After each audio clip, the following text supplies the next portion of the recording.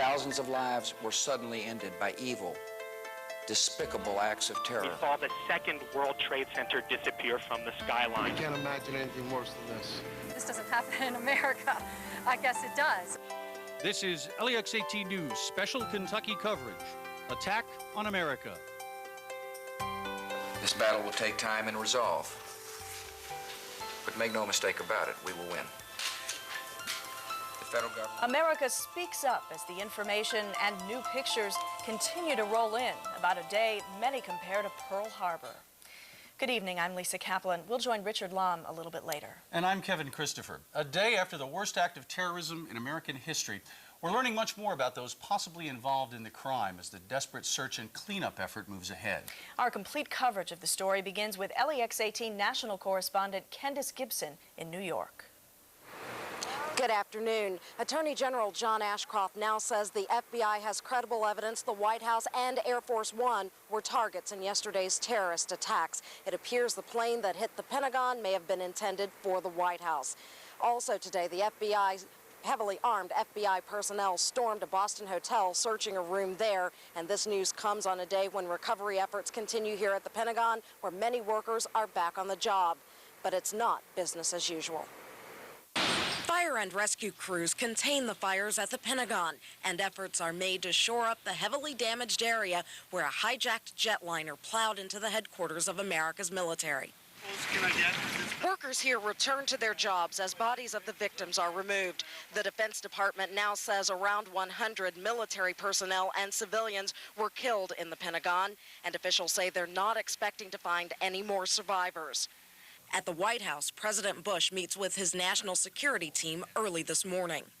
The deliberate and deadly attacks which were carried out yesterday against our country were more than acts of terror. They were acts of war. Airports around the country remained closed this morning, but transportation officials hope to resume flights this afternoon. The Justice Department says the FBI has already received some 700 leads regarding the terror campaign and is investigating leads in Florida concerning a possible connection to the World Trade Center attack. Heavily armed FBI personnel and other local authorities stormed a Boston hotel today and searched a room believed to be connected to someone on one of the hijacked flights. The FBI says no arrests have been made. And meantime, the FAA is allowing flights that were diverted yesterday to continue to fly today to their destinations. But the ground stop ordered yesterday will continue temporarily until other security measures are put in place. I'm Beverly Kirk at the Pentagon. Now to Candace Gibson in New York. And Beverly here in New York, some 36 hours after the attacks, it is the town once was. Behind me are on the street, and the ones who are wearing masks to protect themselves from the dust. Schools are closed as well as many stores. This as a frantic rescue effort goes on in Lower Manhattan. Person is alive. Some hopeful moments amidst the rubble. At least 8 people are found alive, according to the mayor who toured the devastated site. We're doing searches. We have made some recovery of victims, recovery of remains. There are several thousand others who remain missing. It's a race against time. We're still hopeful that we're going to be able to extricate more people. The crews, police, fire, paramedics, exhausted by the round-the-clock effort to find the victims. You don't feel tired. I feel numb right now. It's such a surreal scene. The pain especially hard for New York firemen who lost nearly 300 of their own. Look like apocalypse now. I mean, I was in Vietnam as a Marine, and I have never in my life seen anything even remotely close to what I saw there. Still under a state of emergency, the police and military moved in to lock down the city. Adding to that military presence, aircraft carriers are now anchored in New York Harbor. Reporting from New York, I'm Candace Gibson. Let's go back to you. Candace Gibson and Beverly Kirk, thank you. Here at home, Central Kentuckians with loved ones living in New York keep close watch on the news for any developments. Last night, we brought you the story of one Lexington Community College student who is from New York and didn't know where her family was. LEX-18's Heather Higdon is here with more. Heather? Well, Kevin, Lisa, it's one of a host of stories we've heard that this young lady actually lived. Forgive us for some problems with the tape. The story is still worth sharing. While she goes to school and works in Lexington, scenes of New York City surround April Serrano. My home is New York City, where I was born and raised. That's why these scenes of devastation really hit home hard. Last night, April sat down with LEX-18 News. I hope that he's okay,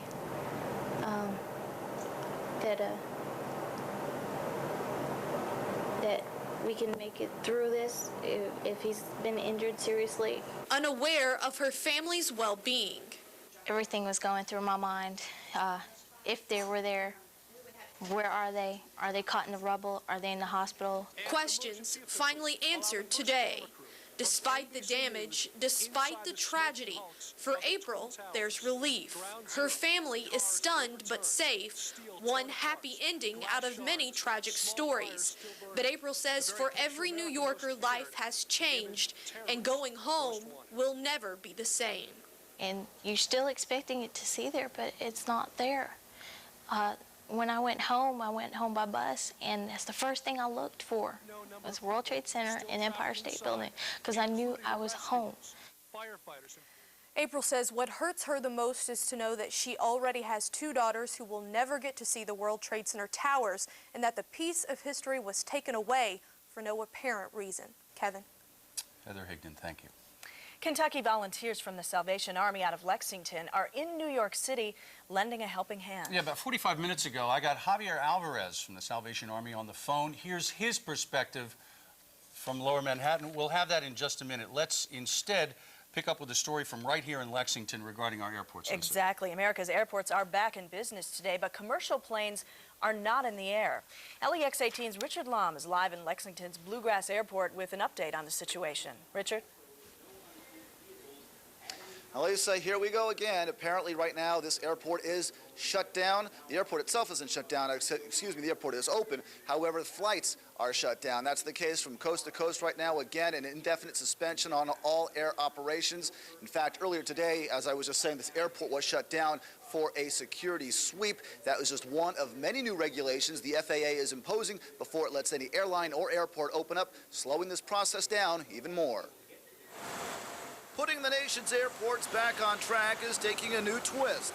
Late today, the FAA sent each airport a checklist of operational and security procedures that must be complete before flights can resume. It's very early to determine how quickly airport can come and accomplish all of those things. You don't think a 3 o'clock flight would happen? But already some new changes. Security will remain on high alert.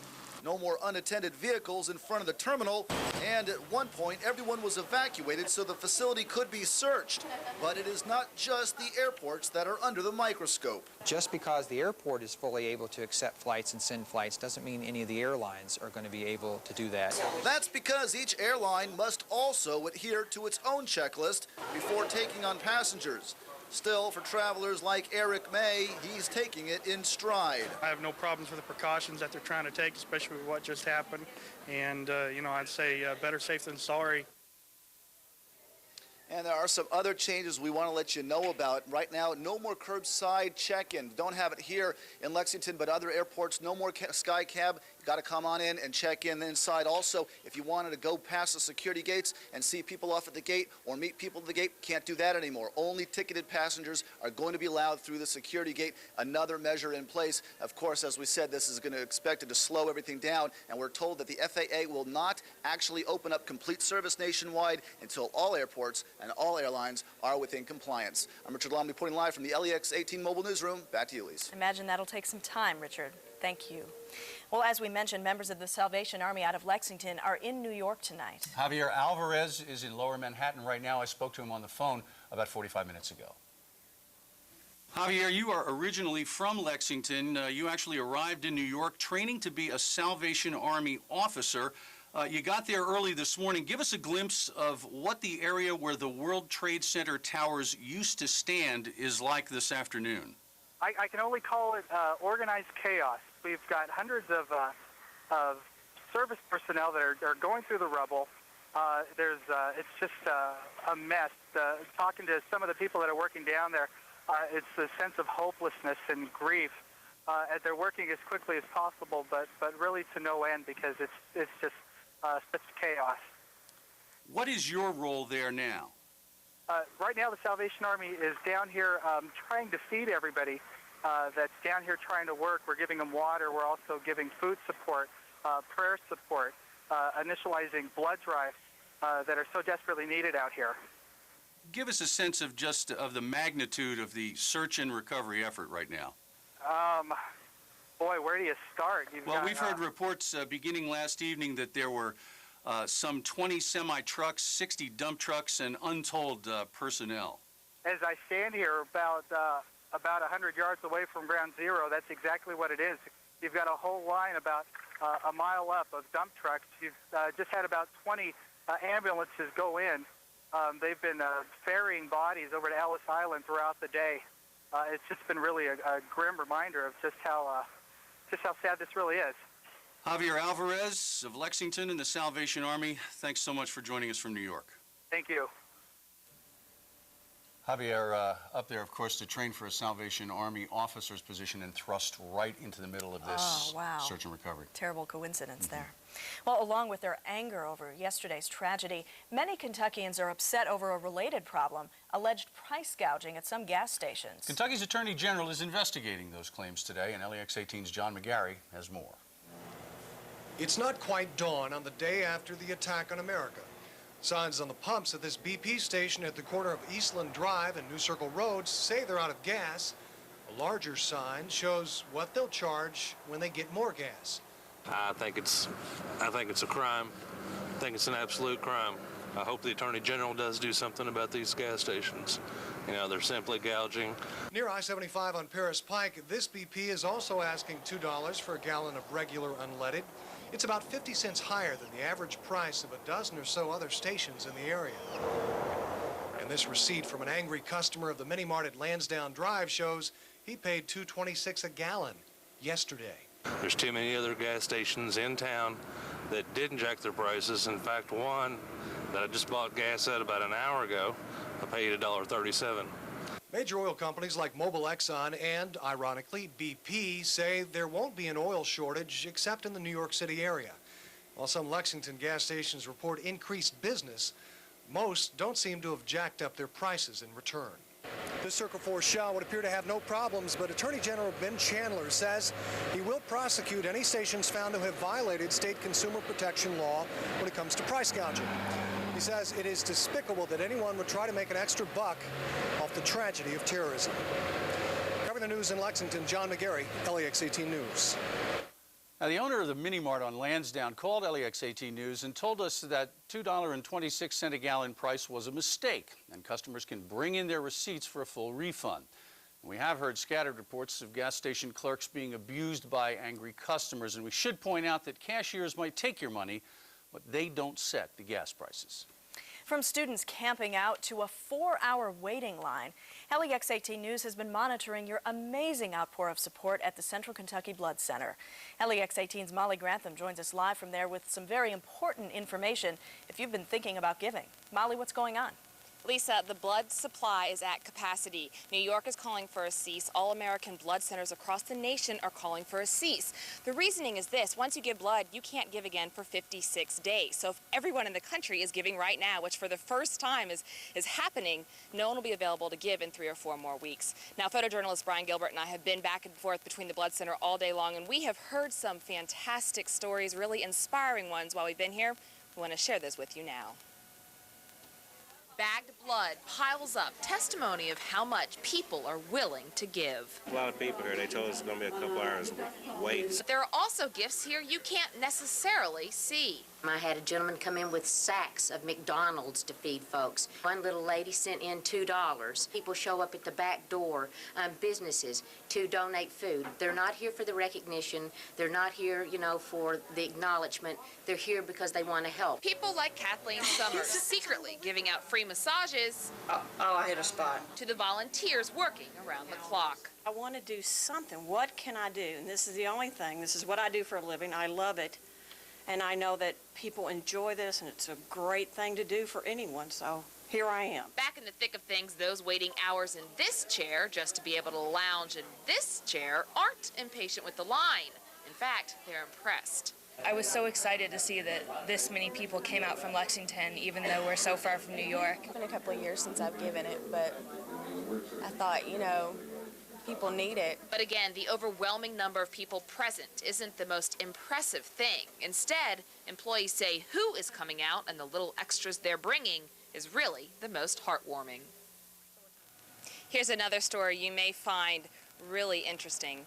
A man in Lexington was able to give and donate a bunch of sandwiches from his deli. He owns a deli called Stanley J's. The reason this is so heartwarming, this particular story, is he has leukemia. He's had many blood transfusions in the past. He knows how important the gift of life is, and yet he's here not to give blood, but to try and give food, just to help in any way he can. We're covering the news live in Lexington from the LEX-18 Mobile Newsroom. Back to you, Lisa. Very heartwarming, Molly. Thank you. If you have any questions on the hours of the Central Kentucky Blood Center, check out their website at www.ckbc.org. The Salvation Army and the Red Cross are joining forces with us here at LEX-18, along with WKYT, the Lexington Herald Leader, and Clear Channel radio stations to get set up the Attack on America Relief Fund. The fund involves financial contributions only, and if you want to give, you can mail your check to the Attack on America Relief Fund, 736 West Main, Lexington 40508, or you can take your check to any Fifth Third Bank or Central Bank location. The day after the attack on America, the question everyone's asking still is why? How could such a horrible attack happen here in America? Yeah, it's a question many children are raising, and area schools are trying to help parents communicate with their kids. The school day begins like any other at Dixie Magnet School, though life in America as we know it has changed. We are continuing with our instructional day. We feel like the best thing for kids is to continue their routine and make life as normal as possible. Dixie chose not to tell its 540 students about the terrorist attacks yesterday, leaving that tough job to parents. And we told him, you know, it's just a real bad thing and we don't know why. And he's just like, well, Mommy, I'm sorry. You know, he doesn't quite understand either. Dixie and many other schools are sending home information sheets to parents with tips on helping children after a disaster. Some of the normal reactions parents might see in their kids include excessive fear of darkness, separation, or being alone, an increase in immature behaviors, changes in eating or sleeping, and persistent nightmares. Vanity Cooper's fear, the terrorists will come to Kentucky. My granny said she don't think they'll come out here because we can't go on the airplanes and the gas and things are running out of gas. Lizette Browning has tried to shield her children from the horror.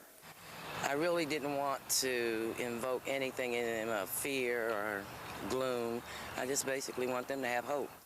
But mental health experts say discussion with kids is critical. It's important to help them understand what happened and reassure them that they're safe from the violence. Vanity is still scared, especially at night. I sleep with my granny now. That comment is so touching. For more advice on how to help kids cope with the tragedy, we turn to Dr. Patricia Nation, a psychologist with Feinberg & Associates in Lexington. Thank you so much for being here. You have some real experience with this. You worked in Oklahoma City at the time of the bombing of the federal building there, counseled people afterward. How should parents broach the subject with their children? I think the most important thing for parents to do with their children is to listen more than to bring up the topic. Let them ask you about it? Absolutely. To be open, to let their kids know that they are there, to answer questions when they're watching the television, to explain what's going on. Answer questions the best that you can. If you don't know an answer to a question, be willing to say that. You know, I don't know the answer to that. But most importantly, to allow the child the opportunity to talk to the parent and really listen and let that child know that whatever he or she is thinking or feeling is fine, and the parent is there to contain that for the child. How do you reassure a child that they're safe when you, as an adult, may not be feeling safe yourself? I think to remember that, that the child's world is really their immediate environment. So what's so crucial is that they have a real sense that their schedule and the people in their life, things are going to stay as much the same as it possibly can. So that consistency and that predictability in their small world is what's important. That's what sends the message to children that we're here for you and you're going to be safe. All right. And lastly, with all those images coming across on the media, it's hard to avoid. Many homes have TVs on all the time. Should parents be sitting and watching this with their kids? It can be very frightening. Yes, I would encourage that, particularly to be there so that if the child has a question, the parent's there to answer that and to give the child as much of an explanation as they possibly can. Dr. Patricia Nation, thank you so much for being here with us. You're welcome. Thank you. Well, you don't have to be a child to be frightened by what we see happening to the most powerful nation in the world. Most people probably lost a lot of sleep last night, and maybe we can help people work through some of those feelings. Nancy Cox is live in the LEX-18 newsroom, where we've set up a place to take your phone calls. Nancy, tell us about it. That's right, Kevin. We have a grief hotline set up here with mental health professionals from here in Lexington. I want to give you the phone number first off. It's 226-7618. If you want to talk about the feelings, the emotions, the sense of helplessness you've been feeling over the past 2 days, please give us a call. Again, 226-7618. I want to introduce to you our panel for today. Roseanne Rucker, a family therapist with Feinberg and Associates, Dr. Janet Jones, a psychiatrist with the University of Kentucky, and Dr. Dan Nahum, also a psychiatrist with the University of Kentucky. The phone lines are open, all beginning to ring right now. We welcome your calls if you just want someone, a professional, to talk to. Now, an example of the kind of feelings that we've all been dealing with. I have an email here from a 16-year-old student who goes to Lexington Catholic High School, Chelsea McDowell. She says her father works in the old post office in D.C. She can see his building when they show the Capitol on television, and he saw all this happen.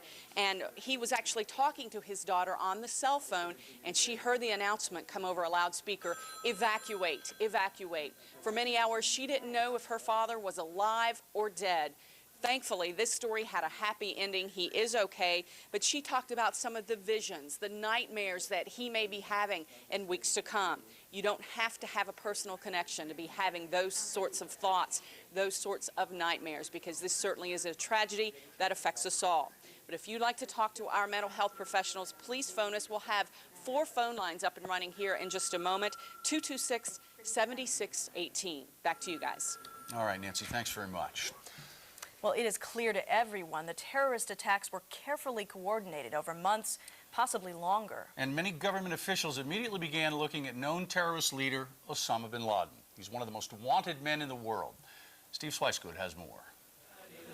The world's most infamous terrorist leader, Osama bin Laden, has repeatedly promised to inflict pain on the United States.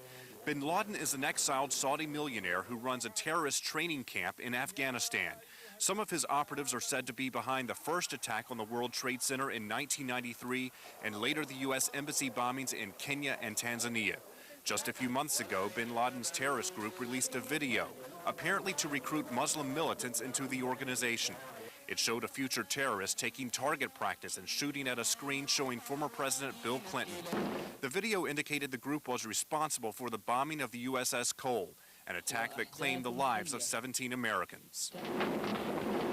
In June, police in India arrested several men who were plotting to blow up the U.S. Embassy in New Delhi. The Indian government said at the time the men were associated with Osama bin Laden. Then just 2 weeks ago, Indian authorities officially issued a warrant for bin Laden's arrest and charged him as the mastermind behind the plot. U.S. intelligence agents have long known that bin Laden planned to use aircraft in terrorist attacks, but those earlier plans were always foiled. Tracking down bin Laden has been difficult. American intelligence officials have known that he hides out in Afghanistan. American authorities have repeatedly warned the ruling Taliban in Afghanistan that if an attack is made on the United States by bin Laden, to expect retaliation. Steve Swicegood, NBC News. Bin Laden's group has denied responsibility for the attacks. Also, an FBI team searching for suspects in the attacks stormed a hotel in Boston. And in nearby Providence, Rhode Island, a train was searched and one man was led away in handcuffs. Well, for many years, Tom Preston owned a consulting group here in Lexington that specialized in politics and corporate communication. Now he's narrowed his focus at Preston Global to helping businesses guard against corporate terrorism. And he joins us now live from the LEX-18 newsroom. Tom, welcome. Thanks very much for coming. I'm sorry I have to be here. First, what exactly does a corporate terrorism consultant do? We have merged reputation management with security, intelligence gathering. We have merged that with litigation abatement, because normally in a violent crisis there's always litigation, in order to assess vulnerabilities of corporations and institutions, provide strategic plans for them to thwart such issues as terrorism, workplace violence, and other aggressively defined crises, and then respond to them when necessary. How will the attacks on the World Trade Center change the way America does business? And I'm talking about everything from the way we set up our office complexes to business travel. Well, I don't think we will begin to recognize the impact of the World Trade Center for several months. The horrendous loss of life, the number of casualties, the elimination suddenly of many, many different businesses and firms and organizations. Who picks up the pieces? As far as travel is concerned, I think there will be an increase in private corporate jet travel, in private aircraft. I think there will be more industries and businesses coming together, jointly owning or leasing aircraft, so that they can be safer and their executives and other people who fly will be safer. Yet realistically, is there any way, any measure that we can take to thwart terrorism in the workplace that could have stopped what happened in New York? Perhaps not the way New York and the Pentagon were attacked, but there are many, many different acts of terrorism, not only in the United States, but transnationally. And yes, we can do much to attenuate the effects of terrorism, to stop attacks, or to at least minimize the blow of terrorism. One is that we have to become a much more vigilant nation. We have to understand that we have responsibilities for our own well-being, our own safety and security. Two, we have to be prepared to, very frankly, to be inconvenienced somewhat. Less it's all about me, and more it's about a safer and more secure society. And three, we're going to see changes in how law enforcement looks at their communities, how law enforcement responds, and how law enforcement will think in regard to the terrorist element that is out there. Tom, very quickly, you've said in the past that terrorists have long memories. Was that the case here? Oh yes, there's no question about it. Osama has issued a number of fatwas or edicts, and he has said on several occasions that civilians are considered just as vulnerable as our military and our government leaders. So the civilian population is as much at risk as government installations, military installations, and we will have to understand that in the future. Corporate terrorism consultant Tom Preston. Tom, thanks for joining us. Thank you. Well, now we want to take a quick break and go to LEX-18 Chief Meteorologist Bill Meck with the latest on our weather. And fortunately, our weather does remain tranquil. Temperatures right now are running low to mid-80s area-wide, and with that, the humidity is at a nice, comfortable level as well. You have a few high clouds wandering by. We'll see them off and on throughout the course of the night, and eventually, those clouds could produce a little bit of rain for us. Our future track starting from 7 a.m. tomorrow. Clouds will be on the increase during the day tomorrow. Can't rule out a couple of very widely scattered light showers, especially late tomorrow afternoon into the evening. Then a cold front comes through on Friday. We'll start the day off with clouds, I think, on Friday, but by the afternoon, the sun should be out, setting up what looks to be a very fall-like weekend. That in mind, tonight, some high clouds around, not as cool. We're going to come in at about 62 degrees for your low temperature. And for tomorrow, partly to mostly cloudy, a late day or evening shower not out of the question, but again, the chance is going to be small. Your high comes in at 81. As we check your 5-day, and that'll take you into the weekend, 70 on Friday, more clouds and sun, especially in the morning, more sun later in the day. Saturday and Sunday, your weekend, temperatures should be in the low to mid-70s. Morning lows will be in the low 50s as a real fall-like air mass begins to come into the area. So again, we've got some pretty tranquil weather, small chance of rain tomorrow.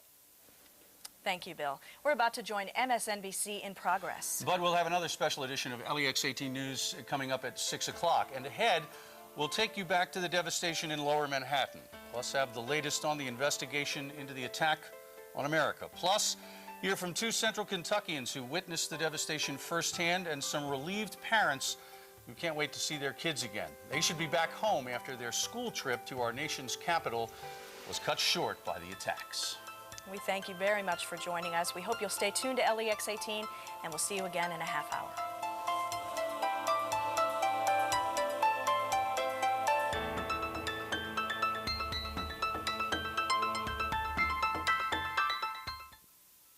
Thousands of lives were suddenly ended by evil, despicable acts of terror. We saw the second World Trade Center disappear from the skyline. I can't imagine anything worse than this. This doesn't happen in America. I guess it does. This is LEX-18 News special Kentucky coverage. Attack on America. The digging continues at the site where the World Trade Center used to stand, but as each hour passes, the hope of finding survivors fades. Good evening, everyone. I'm Nancy Cox along with Kevin Christopher. We are monitoring the situation right now at the Pentagon, where it's believed the president may address rescue workers there. If he speaks publicly, we will cut back to NBC and bring you that. Meanwhile, the nation remains in disbelief almost one day after the worst act of terrorism to ever hit our country. Preliminary numbers of casualties are trickling in and are already in the thousands. Tuesday, hijackers crashed 4 separate U.S. airplanes in order to carry out the attack. Jim Hanchett and Candace Gibson begin our coverage. Good evening. Attorney General Ashcroft says teams of terrorists were responsible for this. Teams of 3 to 5 hijackers on each of the 4 planes. The men armed with knives and cardboard box cutters. Tonight, we're learning much more, not just about the how, but also the who. The hunt for the terrorists who masterminded the attack on the Pentagon and the World Trade Center is moving rapidly on several fronts. In Boston, a SWAT team charges into a hotel. Police take into custody as many as 3 people, reportedly linked to the credit card used to rent a car found in the garage at Boston's Logan Airport. That's where 2 of the hijacked flights originated. Inside the car are flight manuals in Arabic. In Florida, authorities interview a flight instructor who may have unwittingly helped 2 pilots. Mohammed Atta and another man confirmed as passengers on one of the hijacked planes. A number of the suspected hijackers were trained as pilots in the United States. Some congressional leaders say they've been told the evidence all points to Osama bin Laden.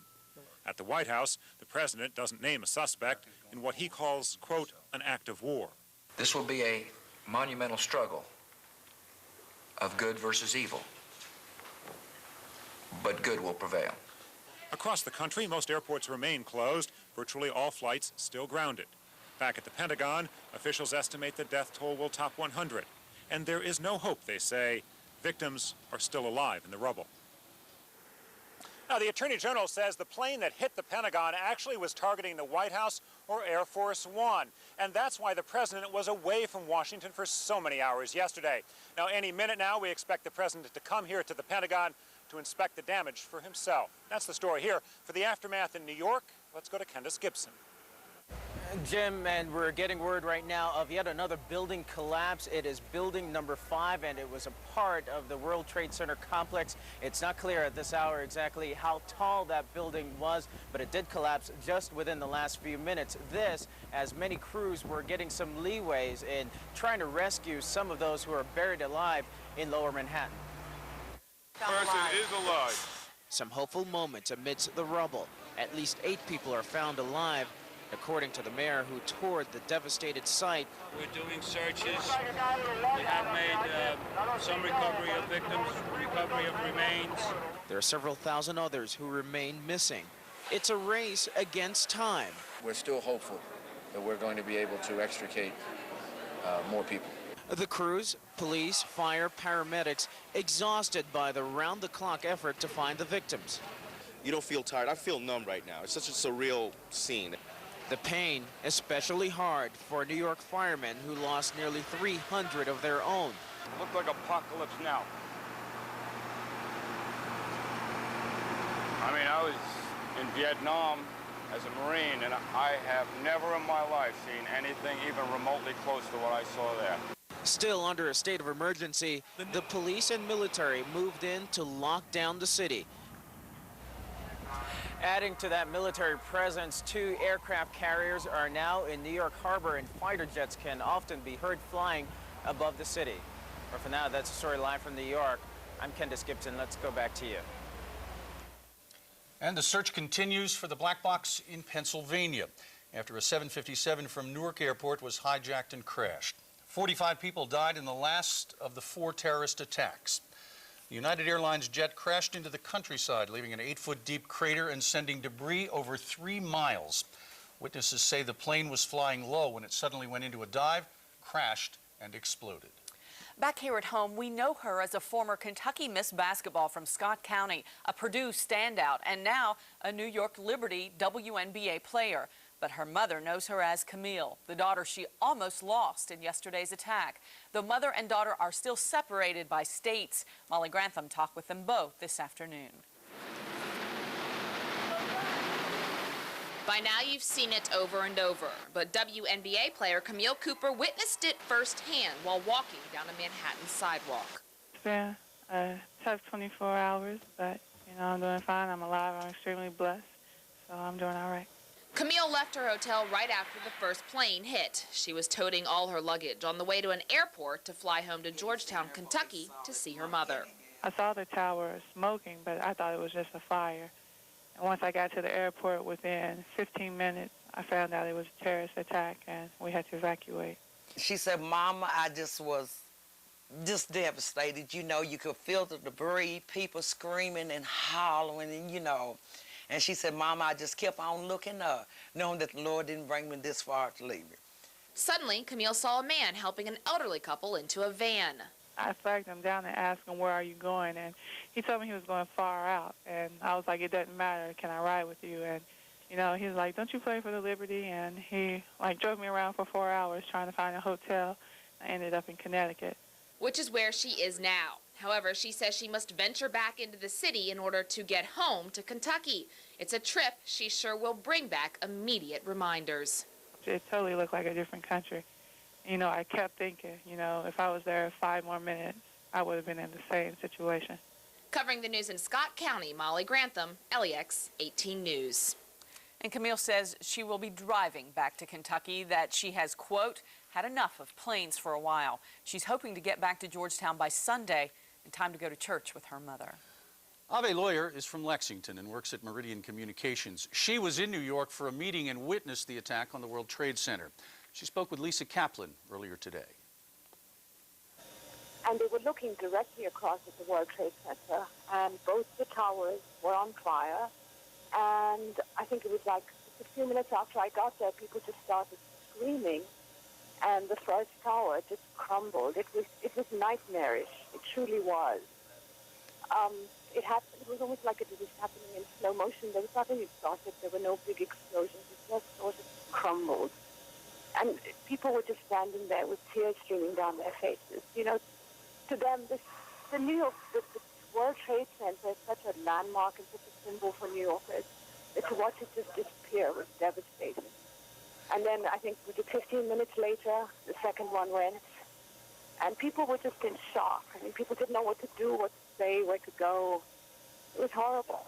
It was something I wish I had never seen, and I hope, honestly, never to see again. Were you afraid for your own safety being so close? No, I grew up in Calcutta. I'm sorry. That tends to harden one to these kinds of things. There was never any sense of personal threat, but you couldn't really think of yourself, truly. You know that there are tens of thousands of people trapped in those buildings. People were jumping out. Thank God we couldn't see that, but we were hearing that on the radio.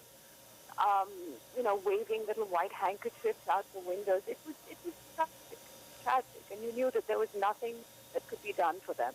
And when the buildings collapsed, all the firefighters and the emergency workers had no chance at all. So it was truly horrible.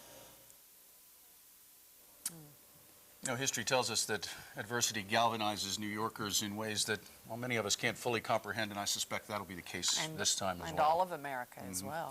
And you can find stories like this all over the bluegrass. Yes, one Lexington woman could only watch in helpless horror as the Pentagon was attacked.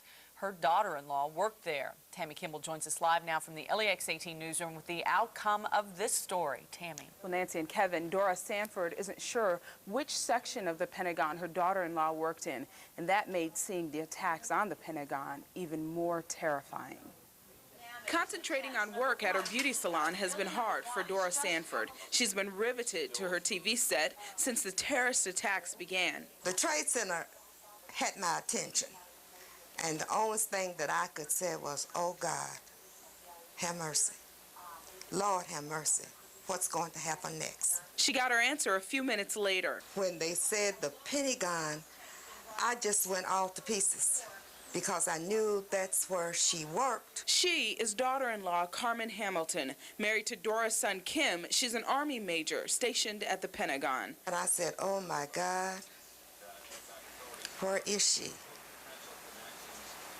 Where is she? On top of fearing the worst for those two, Dora also worried for another son, Derek Hamilton, and his wife, police officers at the Capitol. I was just really all to pieces all day long. But relief set in after a phone call from another daughter. All her loved ones were fine.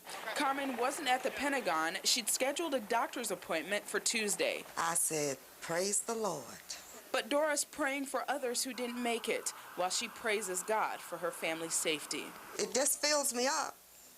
And I'm just happy that they are out, but I'm sad for the other families. Now she wants justice for those responsible for causing so much pain. They are just sick people. And Dora says she's also had two friends who worked for the FBI in Washington, but she thanks God that they also survived the attacks. Nancy, back to you. Tami Kimball, thank you. Sure. Dora also says she doesn't believe in the death penalty, but says the terrorists should be punished somehow.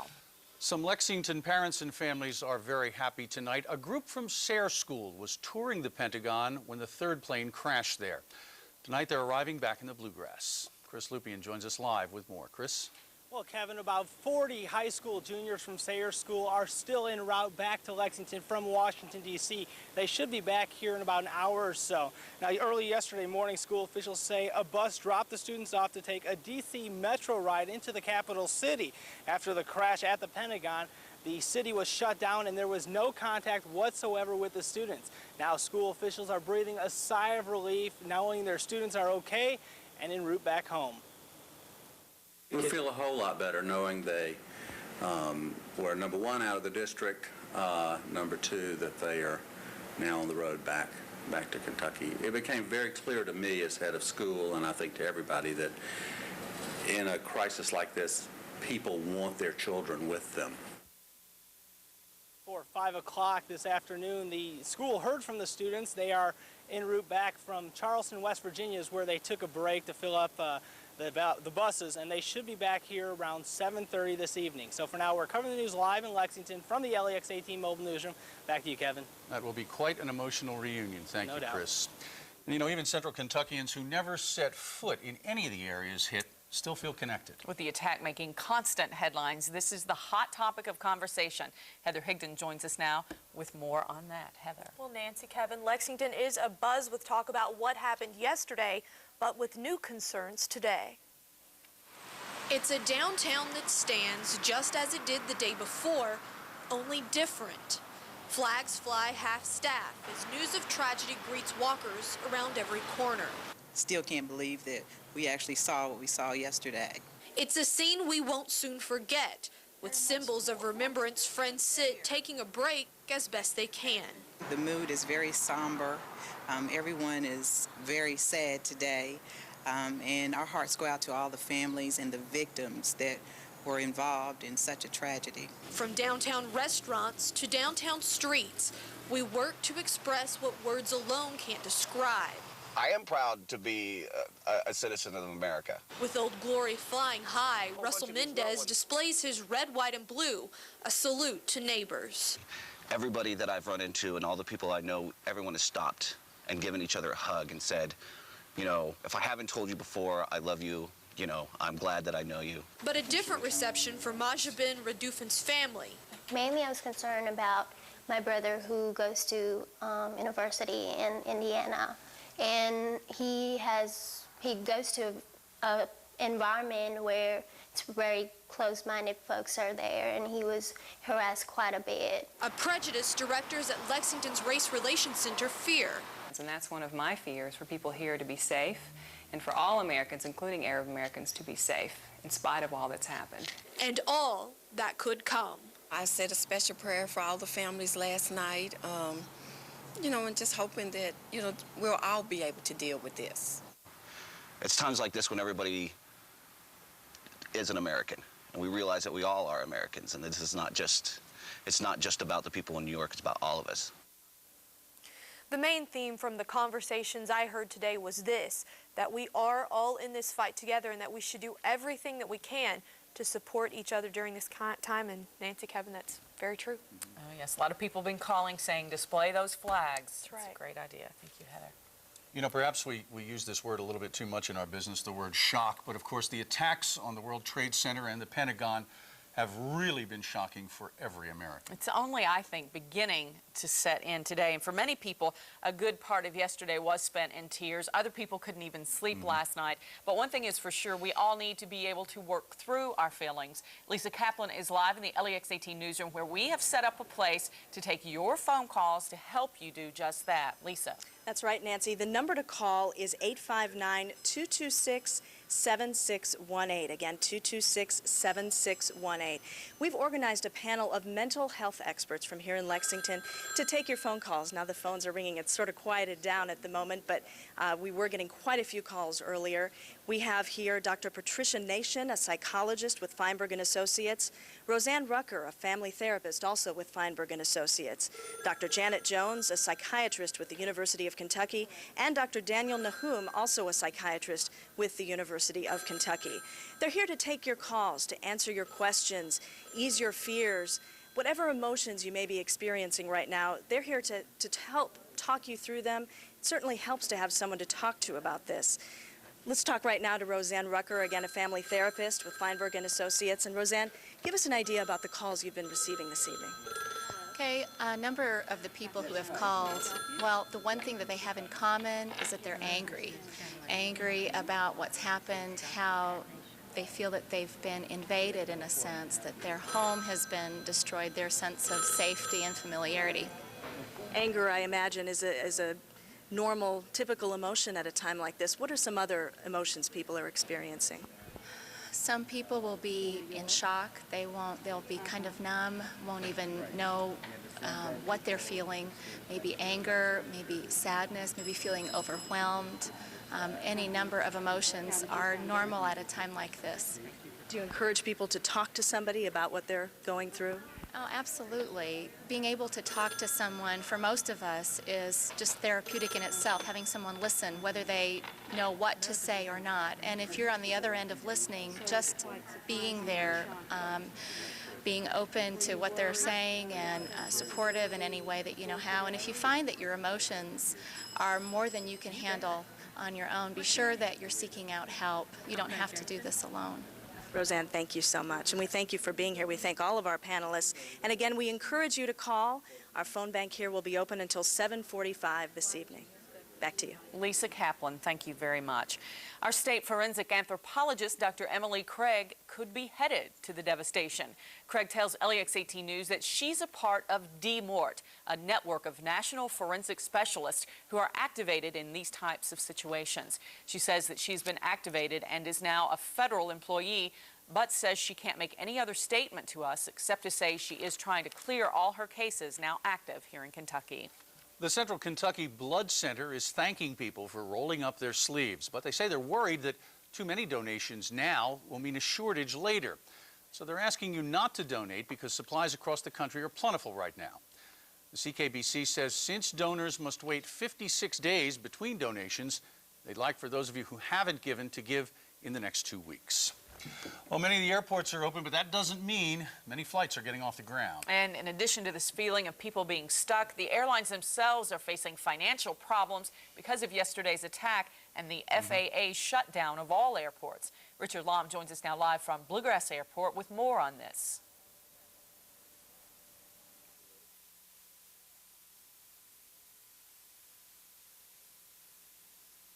We're going to take care of that audio problem there and check back in with Richard in just a few moments. Meanwhile, let's move from the airport to the gas pumps if we can. Gas prices are reported to be awfully high at some gas stations. And though gasoline companies say there's plenty of gas to go around, Attorney General Ben Chandler issued a stern warning to Kentucky gasoline retailers, wholesalers, and refiners not to engage in any price gouging. Now, Chandler says investigators have been and will continue to conduct spot checks of prices across the state. And he says, quote, "It is despicable that people would take advantage of the tragedy of the terrorist attacks just to make a quick buck."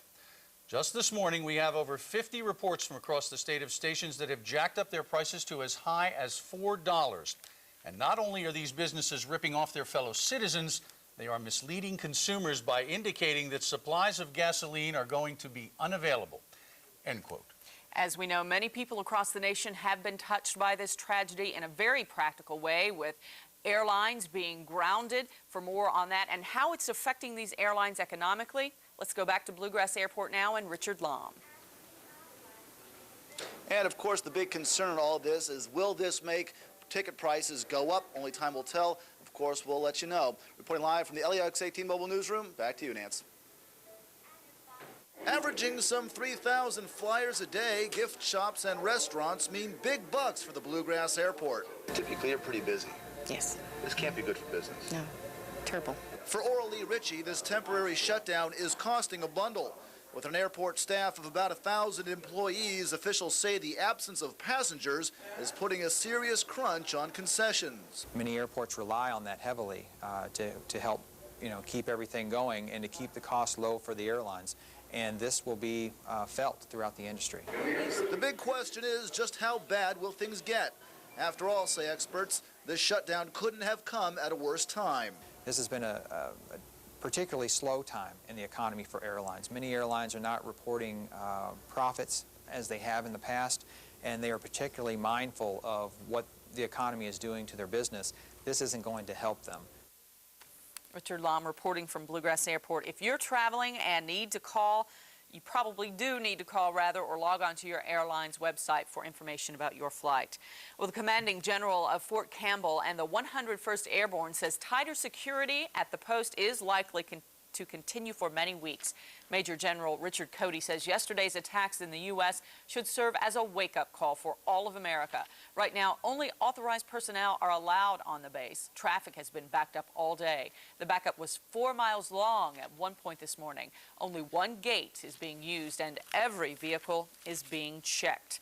Officials say the chemical weapons facility in Madison County remains on high alert tonight. Barricades went up here at the Bluegrass Army Depot after yesterday's terrorist attacks.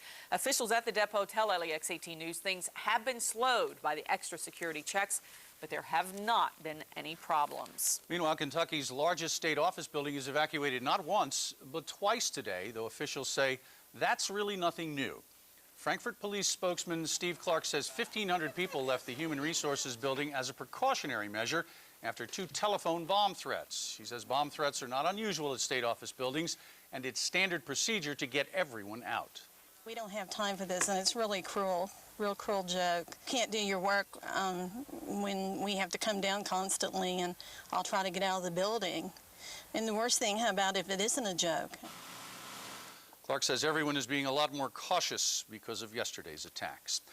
Well, this is a warning that's becoming, unfortunately, all too familiar in tragic situations such as this, but it's better to be safe than sorry. The Better Business Bureau is warning us all to be careful of those who say they're trying to help the victims of the attacks. To avoid con artists, the BBB advises to not give cash, only checks, and never give out your credit card number. Keep records of all your donations. Don't be fooled by sound-alike charities. Call the BBB with any questions you might have about a group, and ask plenty of questions of the person representing the charity. And finally, don't give in to pressure to donate on the spot. If you are looking for a way to help, we've got a suggestion you can count on for you now. It's called the Attack on America Relief Fund. LEX-18, along with WKYT, the Lexington Herald Leader, and Clear Channel radio stations, is teaming up to collect money for the Salvation Army and the American Red Cross. Make your check out to the Attack on America Relief Fund and take it to any Fifth Third Bank or Central Bank location. After a moment of silence this morning, the September yearling sales resumed after coming to a halt yesterday because of the terrorist attacks. Keeneland President Nick Nicholson wears a black ribbon in honor of the victims. He says rescheduling the sales would have been impossible, and that would have hurt the economy of the Bluegrass. But they've set up a relief fund for victims. You can send donations to the Keeneland Association. Attention, Patty Miller. That address is P.O. Box 1690, Lexington, Kentucky, 40588-1690. Make sure you say it's for the Relief Fund, and they will forward those contributions to the Red Cross. If you did not get that address, though, I'm sure you can just call the Keeneland main office, and they can direct you. Well, by the way, the sale topper today was a Stormcat Colt, which was sold for $6.4 million to Coolmore Stud. The attack on America is affecting the sports world in many ways. Ryan Lemon joins us now with more on that. Well, as we've seen throughout the newscast, everyone is touched by the tragedy that has happened, and as well as time for the sports world, they're also showing some respect, taking some time out, as we've realized it's really just a game. The UK football game at Indiana this weekend is still on. Kickoff is at 5 o'clock in Bloomington. The SEC will play all conference athletic events as scheduled, including the football games this weekend. The SEC will also donate $1 million from weekend receipts to help victims of the attacks. College football games scheduled for tomorrow night have been canceled, and some set for Saturday have already been canceled. The NFL is still trying to decide whether or not to play on Sunday. All of Major and Minor League Baseball has been canceled tonight and tomorrow night, meaning the Lexington Legends Championship Series against Asheville has been canceled, and the Legends have been now declared the champions of the South Atlantic League. So if we're looking for some good news, we can now look toward the Legends. This is the first time since World War I in 1918 that baseball has canceled 2 straight days of games. And on a side note, former Lafayette baseball star Austin Kearns was called up by the Louisville Riverbats. Kearns was set to make his AAA debut tonight in the Riverbats playoff game, but that entire series has also been canceled. NASCAR has called off Friday's qualifying for the New Hampshire 300, but a decision on the race hasn't been made yet. And finally, the PGA Tour has canceled the World Golf Championship in St. Louis this weekend. So I think all of the sports world taking time out to show their respect for the families touched by the tragedy. It's affecting every element of our lives. Right. Ryan, thank you. Right now, we do want to take a look at your LEX-18 Storm Tracker forecast with Chief Meteorologist Bill Meck.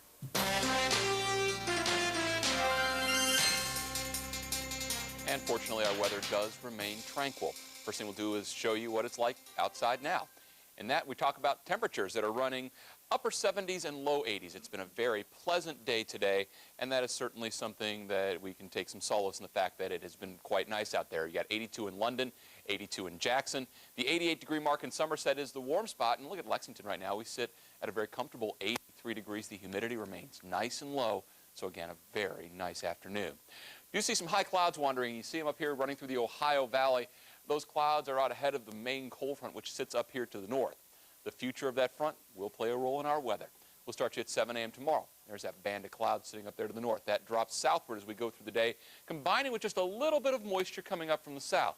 The end result is by late in the day tomorrow and tomorrow evening, we stand a decent shot of at least a few scattered sprinkles out there, very light rain showers. As we get into Friday, notice the air begins to scour out. The clouds begin to go away to our north. That is another shot of Canadian air coming southward. And with that, some of the coldest air we have seen this season will be dropping in as we get set for the weekend. So this weekend does look very fall-like. For tonight, some high clouds in the area, not as cool as the last couple of nights. I expect a low of around 62. For tomorrow, partly to mostly cloudy skies, with the clouds increasing as the day goes on. Late afternoon or a better chance in the evening shower. Your high comes in 81. Over the next 5, what we're looking at, well, a much cooler day on Friday with morning clouds, some afternoon sunshine, and a high of only 70. Saturday and Sunday, partly sunny. Temperatures will be in the low to mid-70s through the weekend. Look at the nighttime lows. Low 50s. There will be likely some upper 40s showing up, especially in some of the valleys of eastern Kentucky. So the further we get into September, the more it starts to feel like fall. And like you said, Bill, quite a contrast to the mood of our state and nation right now, a tranquil weather front and at least. And that's the way we like to keep it. Bill, thank you. And across the nation, people are just feeling helpless. They want to do something, anything at this point. Well, one man, James Whitaker of Versailles, said he just couldn't sleep last night. He wanted to pay tribute to the American spirit that is still unbroken. So he took a flag, and get this, he walked all the way from Bluegrass Parkway into his job at UK this morning. Not too bad of a walk. It's a beautiful day in America, and I'm walking it. I'm an American. I'm proud of it. I've seen bad things happen before in my lifetime. We've survived it. We'll survive this too. It's pretty admirable. When the dawn's early light rose on Versailles Road in front of Keeneland in the airport, they would see that the flag still shone over America. He decided that something really mattered and took it in his own hands to do something about it. I think that one man can't make a difference, but the fact that he's trying, it really says a lot about his personality. All we need to do is pull together and don't tread on me. Well, Whitaker wasn't the only one showing his patriotism. Last night, a man was waving a huge flag on an overpass of I-75 in Madison County. Tate's Creek Road today was blanketed with flags. And Bill, you heard some examples as well. I took a call from a viewer in Frankfurt. The Little Lambs preschool there had flags up, even in a preschool. It is indeed a time for patriotism. Yes, it is. We're going to be joining NBC's continuing coverage of the attack on America in just a moment.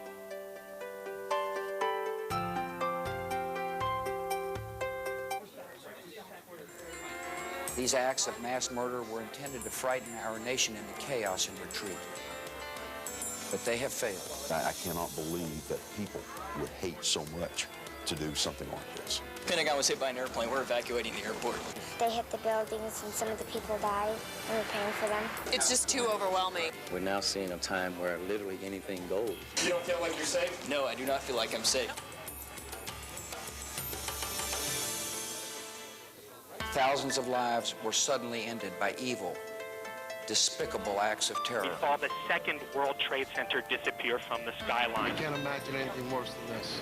This doesn't happen in America. I guess it does. This is LEX-18 News special Kentucky coverage. Attack on America. And it's been nearly 35 hours now since the unbelievable attack on America.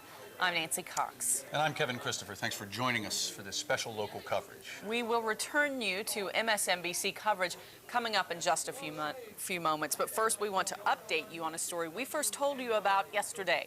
School kids from Sayre School here in Lexington have been on quite a trip. They went to Washington, D.C., but turned around and came back almost immediately. Chris Lupien has been keeping up with their whereabouts. He joins us now live from Sayre School with more. Chris. Well, Nancy, the students are still on their way, and as you can see, there are many parents, teachers, and students waiting for their loved ones to arrive. They've been waiting here anxiously, hoping that they should be here any minute, and as you can imagine, their worries are over now because their loved ones are almost home. Outside Sayre School, parents and students wait for more than 40 high school juniors to return home from Washington, D.C. One daughter, Sarah, and it's just glad to hear that they're coming back sooner than they want to come back. I can't wait for them to get home. I was shocked when I heard that they were all a block away, and when they get home, it's going to be so exciting. School officials say the students were taking a D.C. Metro ride into the capital city. After the crash into the Pentagon, the city was shut down and there was no contact with students during that time. It's just absolutely helpless of knowing that, you know, you can help your children as much as you can, and they're so far away and there's nothing you can do about it. Now as they wait for their loved one's safe return, their thoughts and prayers are with others who aren't as fortunate. These kids coming home, they're going to have definitely a story to tell. It's going to be a lesson to be learned for sure. Now the bus is still on the way. As you can see, people are still waiting out here, and it should be any minute. And as you can imagine, when these kids get here, it's time to catch up with the families and make up for a lot of lost time. For now, we're covering the news live in Lexington from the LEX-18 Mobile Newsroom. Back to you. Chris Lupien, thank you. And I'm sure those parents won't be totally relieved until they have their kids safe in their arms. It was just so unbelievable to watch the destruction unfold on television. But what if you had a loved one who was in New York at the time? Last night we brought you the story of one Lexington Community College student who is from New York and didn't know where her family was. LEX-18's Heather Higdon has her story. While she goes to school and works in Lexington, scenes of New York City surround April Serrano. My home is New York City, where I was born and raised. That's why these scenes of devastation really hit home hard. Last night, April sat down with LEX-18 News. I hope that he's okay,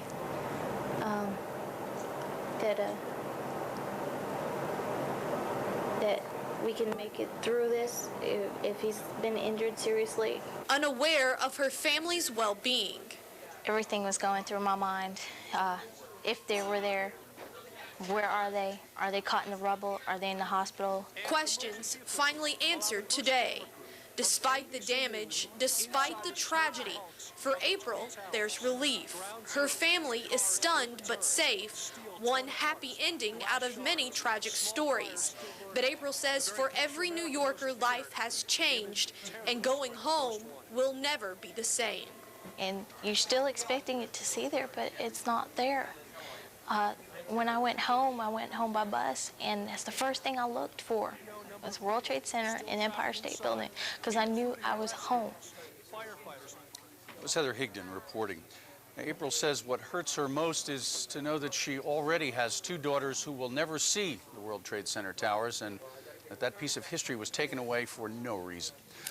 Of course, the question on our minds is how could such a horrible attack take place on U.S. soil? And this question is one many children are raising. As Lisa Kaplan reports, area schools are trying to help parents communicate with their kids. The school day begins like any other at Dixie Magnet School, though life in America as we know it has changed. We are continuing with our instructional day. We feel like the best thing for kids is to continue their routine and make life as normal as possible. Dixie chose not to tell its 540 students about the terrorist attacks yesterday, leaving that tough job to parents. And we told him, you know, it's just a real bad thing and we don't know why. And he's just like, well, Mommy, I'm sorry. You know, he doesn't quite understand either. Dixie and many other schools are sending home information sheets to parents with tips on helping children after a disaster. Some of the normal reactions parents might see in their kids include excessive fear of darkness, separation, or being alone, an increase in immature behaviors, changes in eating or sleeping, and persistent nightmares. Vanity Cooper's fear, the terrorists will come to Kentucky. My granny said she don't think they'll come out here because we can't go on the airplanes, and the gas and things are running out of gas. Lisette Browning has tried to shield her children from the horror. I really didn't want to invoke anything in them of fear or gloom. I just basically want them to have hope. But mental health experts say discussion with kids is critical. It's important to help them understand what happened and reassure them that they're safe from the violence. Vanity is still scared, especially at night. I sleep with my granny now. It was Lisa Kaplan reporting. Thank you. And of course, you don't have to be a child to be frightened by those horrible pictures, but all evening long, we've been trying to give people a chance to talk about their feelings. Here in our LEX-18 newsroom, we've set up a place to take your phone calls. 4 mental health experts are available to talk with you about your feelings of shock and grief. So please call our LEX-18 open line. The number is 859-226-7618. Again, it's there on your screen, 859-226-7618. Our panel will be taking phone calls until 8 o'clock this evening. Lexington Mayor Pam Miller reacted today by urging everyone in Lexington to fly the American flag beginning Friday in a show of patriotism and solidarity. Miller suggested that people fly the flags at their homes well into next week. Flags will be up all over downtown Lexington and will continue to fly at half-staff in front of city buildings and at the Fayette County Courthouse. From students camping out to a 4-hour waiting line, LEX-18 has been monitoring your amazing outpouring of support at the Central Kentucky Blood Center. LEX-18's Molly Grantham has the story of the other donations made at the CKBC today. Bagged blood piles up, testimony of how much people are willing to give. A lot of people here, they told us it's going to be a couple hours wait. But there are also gifts here you can't necessarily see. I had a gentleman come in with sacks of McDonald's to feed folks. One little lady sent in $2. People show up at the back door, businesses, to donate food. They're not here for the recognition. They're not here, you know, for the acknowledgement. They're here because they want to help. People like Kathleen Summers secretly giving out free massages. I hit a spot. To the volunteers working around the clock. I want to do something. What can I do? And this is the only thing. This is what I do for a living. I love it. And I know that people enjoy this, and it's a great thing to do for anyone, so here I am. Back in the thick of things, those waiting hours in this chair just to be able to lounge in this chair aren't impatient with the line. In fact, they're impressed. I was so excited to see that this many people came out from Lexington, even though we're so far from New York. It's been a couple of years since I've given it, but I thought, you know, people need it. But again, the overwhelming number of people present isn't the most impressive thing. Instead, employees say who is coming out and the little extras they're bringing is really the most heartwarming. Molly Grantham reporting, thanks. Now, if you have any questions on the hours of the Central Kentucky Blood Center, you can check their website at www.ckbc.org. Of course, as much as the CKBC appreciates all those donations, they can't take any more. New York has called for a cease of donations right now, as have all American blood banks. And the blood supply right now is at capacity. Basically, workers say to wait 3 or 4 weeks before donating. So you have to wait 57 days between your donations, meaning if everyone donates now, no one will be available in the coming weeks. Waiting now means the supply of fresh blood will continue as the relief efforts continue. Well, along with their anger over yesterday's tragedy, many Kentuckians are upset over a related problem: alleged price gouging at some gas stations. Kentucky's Attorney General is investigating those claims today. LEX-18's John McGary has more. It's not quite dawn on the day after the attack on America.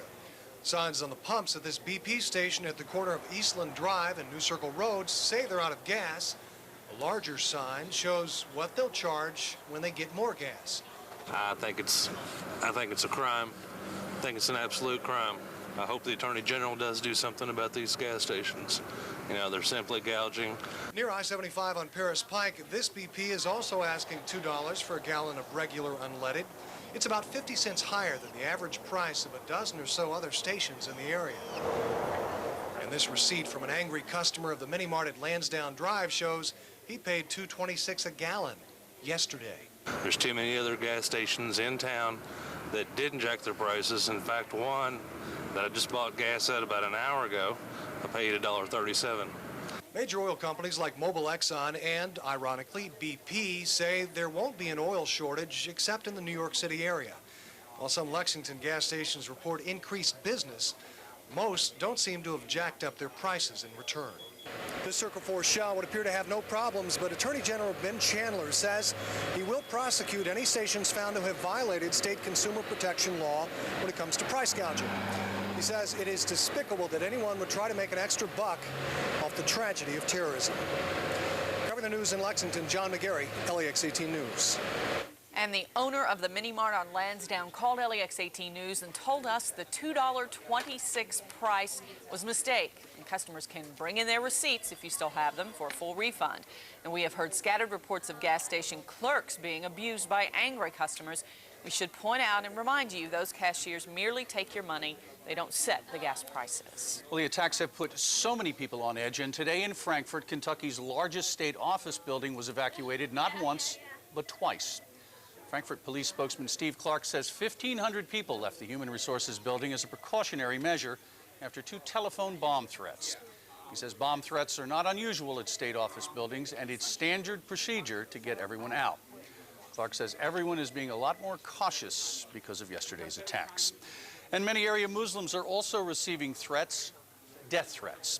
Some fear for their lives as people let stereotypes and emotions run away from them. In fact, most Muslims say they don't support terrorism or terroristic actions.